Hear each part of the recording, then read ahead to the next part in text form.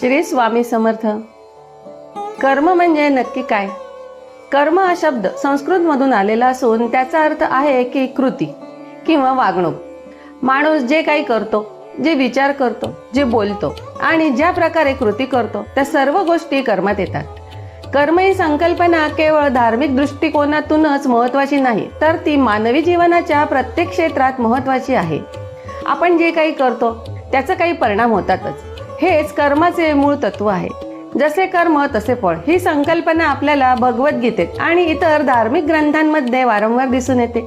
श्रीकृष्णाने अर्जुनाला उपदेश करताना म्हटले आहे, कर्मण्येवाधिकारस्ते मा फलेषु कदाचन। म्हणजेच तुला फक्त कर्म करण्याचा अधिकार आहे, फळावर तुझा हक्क नाही। हे सांगताना श्रीकृष्ण कर्माच्या निस्वार्थतेचे महत्त्व अधोरेखित करतात। कर्म 3 प्रकारचे मानले गेले आहे: संचित कर्म, प्रारब्ध कर्म आणि क्रियमाण कर्म। संचित कर्म म्हणजे पूर्वजन्मी केलेल्या कृतींचा साठा। प्रारब्ध कर्म म्हणजे त्या साठ्यातून या जन्मात फळ देणारे कर्म।